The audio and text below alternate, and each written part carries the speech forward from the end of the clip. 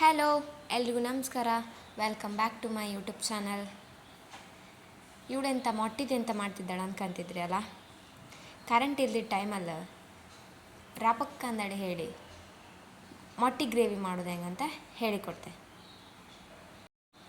ಇದಕ್ಕೆ ಹೆಸರೆಂತ ಇಡೋದಂದಡೆ ಆಮೇಲೆ ಕಾಂಬ.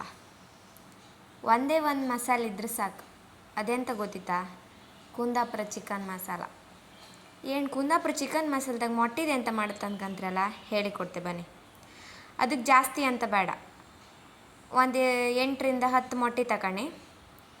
ಒಂದೆರಡು ಟೊಮೆಟೊ, ಈರುಳ್ಳಿ, ಜಜ್ಜಿ ಇಟ್ಕೊಳೋದು ಬೆಳ್ಳುಳ್ಳಿ. ಹಾಗೆ ಒಂದು ಬಾಣಲಿ ತಗೊಳ್ಳಿ. ಅದಕ್ಕಾದ್ರ ಮೇಲೆ ಅದಕ್ಕೊಂಚೂರು ಎಣ್ಣೆ ಹಾಕಿ.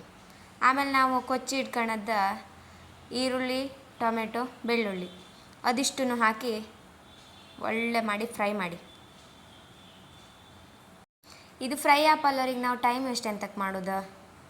ನಾವು ಆಲ್ರೆಡಿ ಬೇಯಿಸಿ ಇಟ್ಕೊಂಡಿತ್ತಲ್ಲ, ಆ ಮೊಟ್ಟಿನ ಎರಡೆರಡು ಪೀಸ್ ಮಾಡುವ. ಇಡೀ ಬೇಕಾರೆ ಇಡೀ ಹಾಕ್ಲಕ್ಕ. ಆರೆ ಮಸಾಲೆ ಎಲ್ಲ ಒಳ್ಳೆ ಹಿಡಿಕಾರೆ ಹೀಗೆ ಅರ್ಧ ಮಾಡ್ಕೊಂಡ್ರೆ ಒಳ್ಳೇದು.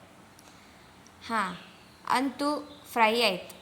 ಅದಕ್ಕೆ 1-2 ಸ್ಪೂನ್ ಉಪ್ಪು ಹಾಕಿ, ಆಮೇಲೆ 1 ಸ್ಪೂನ್ ಅರಿಶಿಣದ ಹೊಡಿ, ಸ್ವಲ್ಪ ಖಾರದ ಹೊಡಿ, ಆಮೇಲೆ ಕುಂದಾಪುರ ಚಿಕನ್ ಮಸಾಲ.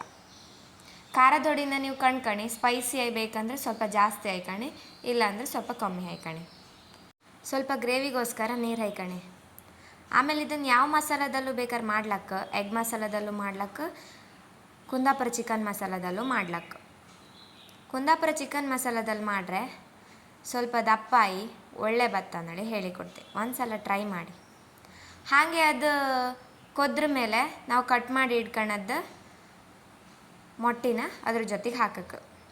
ಅದು ಸ್ವಲ್ಪ ಮಸಾಲೆ ಎಲ್ಲ ಮೊಟ್ಟಿಗೆ ಹಿಡೀಲಿ. ಎಷ್ಟು ಸುಲಭ ಇತ್ತಲ್ಲ, ಒಂದು 5ರಿಂದ 10 ನಿಮಿಷದೊಳಗೆ ಆರಾಮಾಗಿ ಮಾಡ್ಕೊಳ್ಳಕ್ಕೆ. ಇದು ನಿಮಗೆಲ್ಲಾದರೂ ಇಷ್ಟ ಆದರೆ ಒಂದ್ಸಲ ಮನೇಲಿ ಟ್ರೈ ಮಾಡಿ ಆಯಿತಾ. ಹಾಗೆ ಇದಕ್ಕೆ ಫೈನಲ್ ಟಚಪ್ಪಿಗೆ ಕೊತ್ತಂಬರಿ ಸೊಪ್ಪನ್ನು ಹಾಕ್ತಿದ್ದೆ. ಈ ವಿಡಿಯೋ ಎಲ್ಲರೂ ನಿಮ್ಗೆ ಇಷ್ಟ ಆದರೆ ಒಂದು ಲೈಕ್ ಮಾಡಿ, ಒಂದು ಶೇರ್ ಮಾಡಿ, ಒಂದು ಕಮೆಂಟ್ ಮಾಡಿ. ಸಬ್ಸ್ಕ್ರೈಬ್ ಮಾಡೋದು ಮಾತ್ರ ಮರಿಬೇಡಿ. Thank you.